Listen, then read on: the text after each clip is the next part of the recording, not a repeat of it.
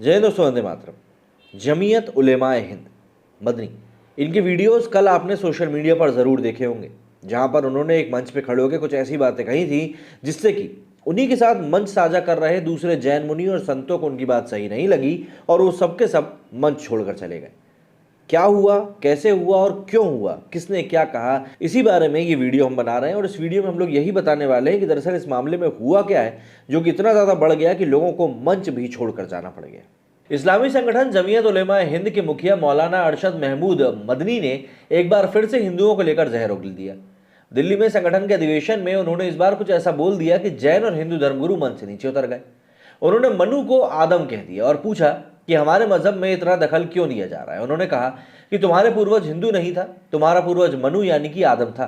मौलाना मदनी ने कहा कि मैंने धर्मगुरुओं से पूछा, जब कोई नहीं था, न श्री राम न ब्रह्मा, तब मनु किसे पूछते थे? कुछ लोग बताते हैं कि वे ओम को पूछते थे। तब मैंने कहा कि नहीं, तो हम अल्लाह, आप ईश्वर, फारसी बोलने वाले खुदा और अंग्रेजी बोलने वाले गॉड कहते हैं। इस पर जैन धर्मगुरु लोकेश मनु ने आपत्ति जताई।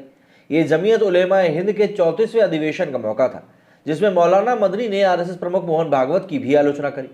लोकेश मुनि ने इस दौरान पूछा कि जब कार्यक्रम जोड़ने के नाम पर किया जा रहा है तो इसमें आपत्तिजनक बातें क्यों की जा रही हैं। उन्होंने मोहन भागवत के बयान को जाहिल वाला भी करार दिया। उन्होंने ये भी कहा कि पैगंबर मोहम्मद का अपमान मुस्लिमों को मंजूर नहीं। मौलाना मदनी ने न्यायपालिका पर भी केंद्र सरकार के दबाव में काम करने का आरोप लगाया। उन्होंने यहां तक कह डाला कि मनु की पत्नी हौवा है, जिसे हिंदू हेमवती कहते हैं। उन्होंने कहा कि हिंदू, मुस्लिम, सिख, ईसाई, इन सभी के पूर्वक आदम और हौवा ही थे। इससे पहले भी वो इस सम्मेलन में बयान दे चुके हैं। उन्होंने कहा था कि भारत हमारा देश है। ये देश जितना नरेंद्र मोदी और मोहन भागवत का है, उतना ही देश महमूद का भी है। ना तो महमूद उनसे 1 इंच आगे और ना ही वे महमूद से 1 इंच आगे। भारत खुदा के सबसे पहले पैगंबर अब्दुल बशर सईद आलम की जमीन है। भारत मुस्लिमों की पहली मातृभूमि। इसी को लेकर जैन धर्मगुरु लोकेश मुनि ने मंच पर अरशद महमूद मदनी को जमकर लताड़ लगाई और लताड़ लाने के बाद जैन मुनि समेत अन्य धर्म के गुरुओं ने मंच छोड़ दिया। जैन धर्मगुरु लोकेश मुनि ने मौलाना मदनी को उन्हीं के मंच से फटकार लगाते हुए कहा कि मदनी ने जो कहा उससे कोई भी सहमत नहीं। मैं आपसे निवेदन करता हूं कि यदि लोगों को जोड़ने की बात आपको करनी है तो प्यार मोहब्बत की बात कीजिए। आपने जितनी कहानी सुनाई है, ओम, अल्लाह, मनु, ये वो, उससे कहीं अधिक 4 गुना कहानी मैं सुना सकता हूँ। मदनी साहब को मैं शास्त्रार्थ के लिए बुलाता हूँ, आप दिल्ली आइए या मुझे सहारनपुर बुला लीजिए।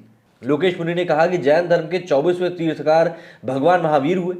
ओशी नेमी 14वें योगीराज कृष्ण के भाई थे, किंतु याद रखिए उससे पहले तीर्थकार भगवान ऋषभदेव थे, जिनके पुत्र भरत के नाम पर इस देश का नाम पड़ा है। आप इसे नहीं मिटा सकते। उन्होंने मदनी की बातों का खंडन करते हुए कहा कि चारों धर्म के संत या कोई भी अन्य इससे सहमत नहीं। आप केवल आपस में मिलजुल कर रहने के लिए सहमत रहते हैं। ये जो कहानी है ना, ओम, मनु, अल्लाह, उसकी औलाद, ये सब फालतू बातें। आपने सारा पलीता लगा दिया एकता और सद्भावना के सम्मेलन में। अगर हम बात करें आचार्य लोकेश मुनि के बारे में, तो जैन धर्म के प्रसिद्ध संत आचार्य डॉक्टर लोकेश मुनि एक धर्मगुरु, विचारक, लेखक, कवि और समाज सुधारक हैं। वो बीते 33 सालों से राष्ट्रीय चरित्र निर्माण, मानवीय मूल्यों के विकास और भारतीय समाज में अहिंसा, शांति और आपसी सहयोग स्थापित करने के लिए अनवरत प्रयास कर रहे हैं। आचार्य लोकेश मुनि ने सामाजिक बुराइयों को दूर करने और समाज सुधारने के लिए पूरे भारत में लगभग 20,000 किलोमीटर की पैदल यात्रा करी। यही नहीं, उन्होंने समाज को जागरूक करने और शांति व्यवस्था बनाए रखने के लिए अहिंसा विश्व भारती नामक संस्था की भी स्थापना करी। बालिकाओं का भ्रूण हत्या, नशाखोरी, पर्यावरण प्रदूषण जैसी कुरीतियों के खिलाफ उन्होंने सशक्त आंदोलन शुरू करके रखा है। लेकिन मीडिया रिपोर्ट्स के अनुसार परमार्थ निकेतन के स्वामी चिदानंद ने कहा है कि मदनी के बयान में सहमति और असहमति की बात नहीं। मैंने अपने विचार अपने ढंग से प्रकट किए, उन्होंने अपने विचार अपने ढंग से प्रकट किए। जिसको सुनना होगा वो सुनेगा। मुझे नहीं मालूम लोकेश मुनि जी के मन में क्या था और उन्होंने क्या समझा है, किस रूप में इसे लिया है। आचार्य चिदानंद ने कहा कि मैंने मदनी की बात को इस रूप में लिया है कि मैं सबका सम्मान करता हूँ, मेरे लिए सब समान है और मैं सबका सम्मान करता हूँ। यही हमारे देश का संविधान भी है। हालांकि यदि कोई इस्लाम धर्म को मानता है और उसकी विशेषता बताता है तो उसको बताना ही चाहिए, ये स्वाभाविक है, वो उसकी विशेषताएं बताएंगे ही। उन्होंने आगे कहा कि हिंदू धर्म मानने वाले भी हिंदू धर्म की विशेषता बताएंगे, लेकिन अपने अपने धर्म को विशेष बताते हुए अपने मूल से, अपने मूल्यों से और अपनी जड़ों से, अपनी संस्कृति तथा संस्कारों से जुड़े रहना चाहिए। यही आज का संदेश है। वहीं मदनी के बयान को लेकर और इस पर अखिल भारत हिंदू महासभा के राष्ट्रीय अध्यक्ष चक्रपाणी महाराज ने भी पलटवार किया है। चक्रपाणी महाराज ने कहा है कि मौलाना मदनी ने कहा है कि वो मनु को मानते हैं, तो मनु तो सनातन धर्मी थे, उन्हें भगवान विष्णु ने मत्स्य रूप धारण करके बचाया था, इसलिए मौलाना मदनी भी सनातनी हिंदू हुए। अब उन्हें राष्ट्रभक्ति दिखाने, वंदे मातरम बोलने और भारत माता की जय बोलने की आवश्यकता है, क्योंकि हिंदू सनातन धर्म राष्ट्रभक्त होता है।